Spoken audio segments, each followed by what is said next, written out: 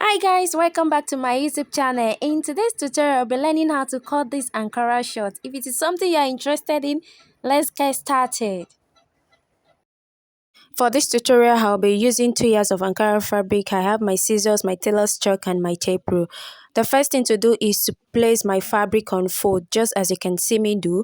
Now, the foldness, I'll be measuring the widest part of my measurement, which is my crotch extension. So that is what you can see me doing. After doing this, I'll cut the edge of the Ankara. I'll cut the edge of the Ankara fabric because I don't need that part. Then the place I cut, I'm going to measure down 2 inches for my elastic casing. I'm going to measure down 2 inches for my elastic casing. Then I will draw a line.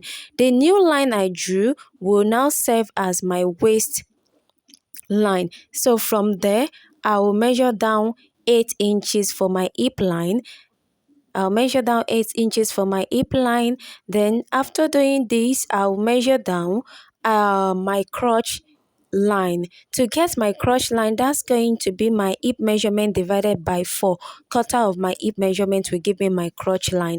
After I've done this one, I will measure down the length of my short, where I want my short to be, where I want my short to reach.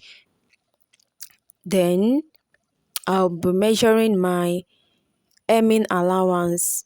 Now the hemming allowance here, I'm measuring 1.5 inches. It depends on you, your choice. You measure the inches you want your hemming to be. A recap of what I did: from the tip to the first line is my waistband, then 8 inches for the hip line, 10.5 inches for the crotch line, then for my short and 1.5 inch for the hemming. Now it's time to take our horizontal measurement. The waistline, I will take the quarter of my hip measurement plus 1 inch sewing allowance down to my crotch line. Then I will draw a straight line to connect the line. To get my crotch extension, what I'll be doing is my hip divided by 12 minus 0.8. That will give me 2.6 inches, but I decided to use 2.5 inches for the crotch extension. So after I've measured it, you're going to use your French curve to draw a curve there. Make sure it is not too curvy. If you don't have a French curve, all you need to do is to come up by 1.5 inch and mark like that and draw your curve just as you can see me do. Make sure it is not too curvy. And after I'm done with this, I will go down by 3 inches from the crotch line to serve as my lap line. Then I will measure half of my lap line, that is 25 divided by 2, 12.5. Then plus 1 inch sewing allowance, that will give me 13.5. Then on the hemline, I will come down by 12 and connect the line, and I will extend that 12 inches down to the hem line, just as you can see me doing.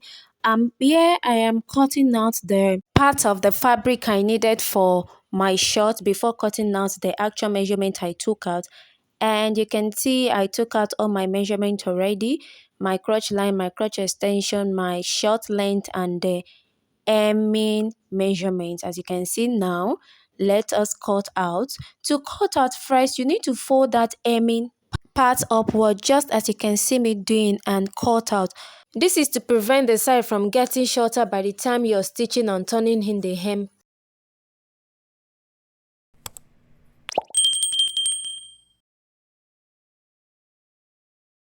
For the back piece, I already cut out the desired measurement I need, and now I'll be placing the front piece on the back, on the fabric, just as you can see me do. And on the crotch extension, please make sure that the other parts of the fabric for the back has enough space to take out your measurement. So for the crotch line, I'll be extending my crotch line by measuring what I have from the line I took to the cross extension. I measure the same thing for the back, then I'll extend it, that is 2.5 inches.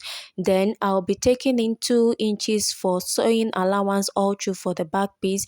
Please make sure whatsoever crotch extension measurement you're using for the front piece is the same crotch measurement you're going to take for the back piece. Then after I'm done, I'll connect the lines. As you can see me doing, I'm connecting the lines to my crotch extension measurement, then down to the short length and to the hemming.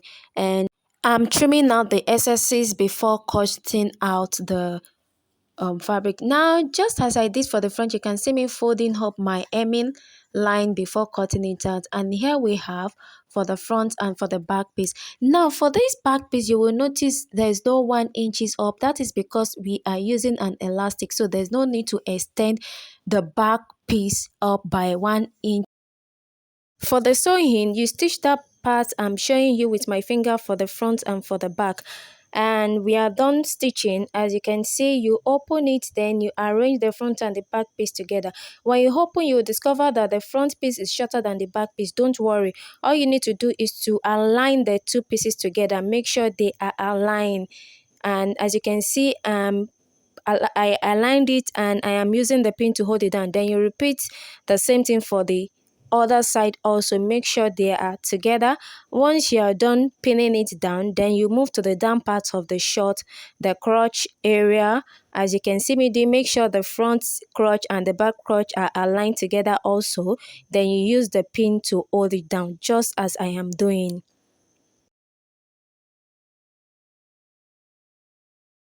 Once I'm done holding it down with the pin, I will head over to the machine to stitch all the sides I just held down with the pin.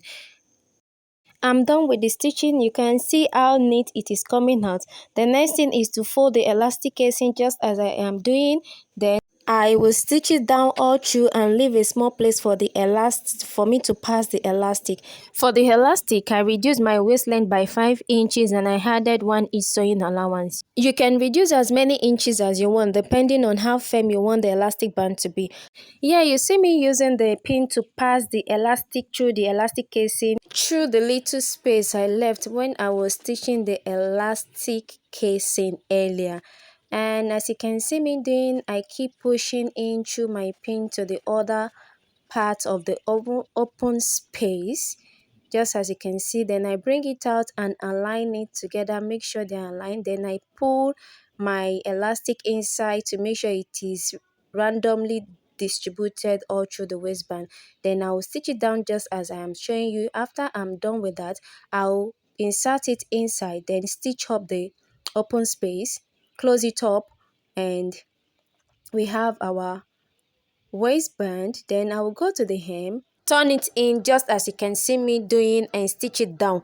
Whatsoever inches you use to turn in your hem must be the same on the other side, so that one side will not be longer than the other. And now we are done with our short. And here comes the final look of the short. So easy to make. Thank you for watching. Do well to like and subscribe. Bye.